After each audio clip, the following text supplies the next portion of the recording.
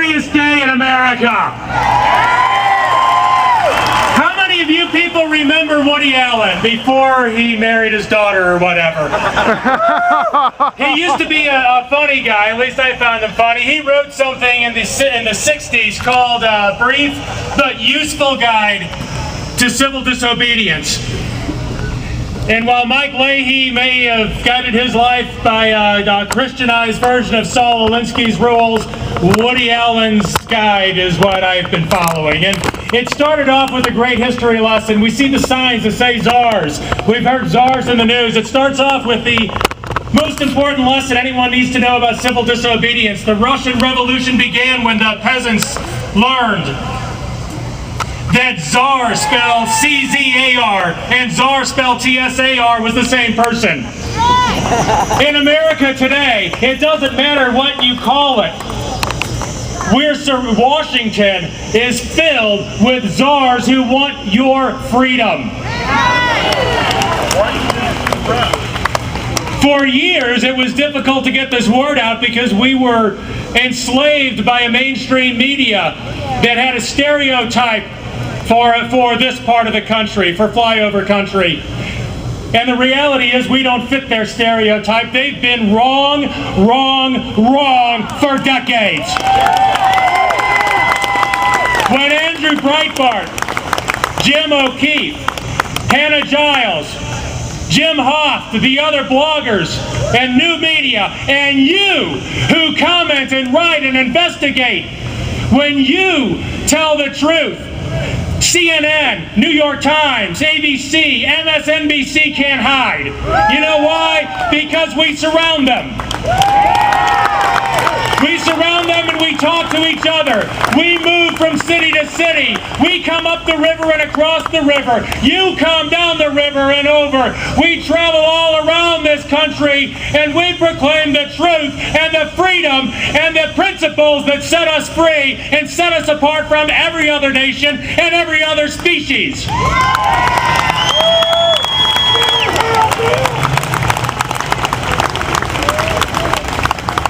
What's wrong about the stereotype they've painted of us is that they say that we want to hold people down, that we got ours, that we're all not only rich but stupid.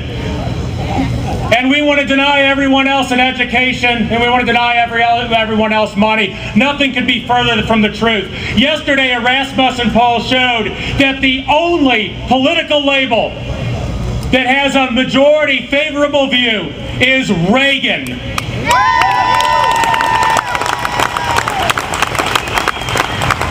Reagan's conservatism was a little bit different than what we've heard in the last 20 years. And it's something we need to take inside ourselves and our hearts and our souls and our minds, and it needs to come off of our tongues. What Reagan taught, what Kemp taught, was that compassion, the way they measure it, compassion is how many people you're feeding on welfare. The way we measure it is how many people you've rescued from welfare.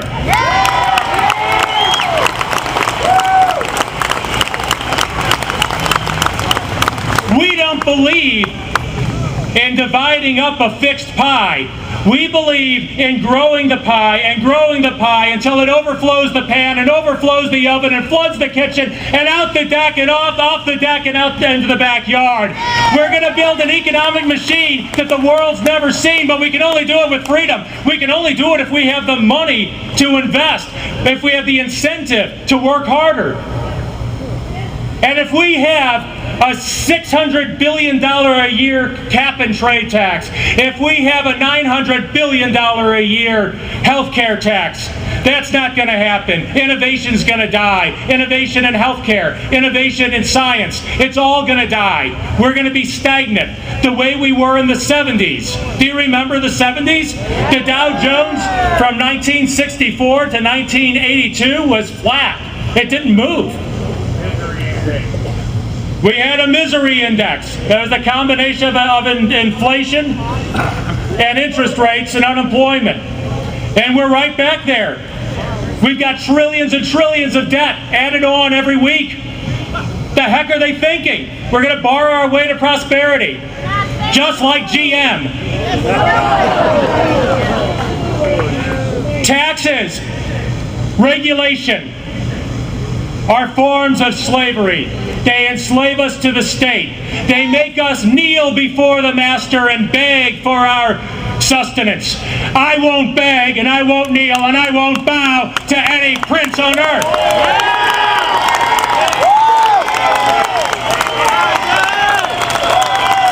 When men like Ed Martin step forth from the Tea Party to lead us, we need to thank them. We need to get behind them.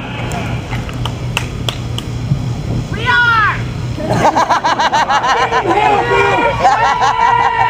Ed Martin over Russ Carnahan, folks, is like the biggest improvement you could imagine in the House of Representatives. Easy choice! With the possible exception of Nancy Pelosi's seat just sat vacant. But when folks, we have a habit of eating our own sometimes, and we can't do it this time. There's too much at stake. The freedom of the nation, our history and our future, that rising tide that can lift us all to prosperity, that can end the slavery of welfare and poverty. It can only happen if we change Congress now. We can't risk another 2 years of this administration and this Congress. We can't. So I ask you, in the next week, pick a candidate, pick someone who may not have announced. Urge them to run. If it's you, throw your hat in the ring. These Tea Parties started not because we formed an exploratory committee to look and see what the possibilities are of success. It's because people like Dana Lash, Steve McQueen, Mike Leahy, and thousands of others, literally thousands of others across the country said, I'm going to be in this corner on this date at this time. Join me. And we did. And this isn't just about money, and it isn't about history books, and it isn't about parties. It's about freedom itself. How many of you remember the Mel Gibson movie Braveheart? When at the end, he was given the choice. He could die painfully or he could die easily, but he was going to die either way. And when presented with the choice of bowing down and kissing the ring of a false king, when given a moment to say his vow of respect and allegiance to the king, instead, what did William Wallace say?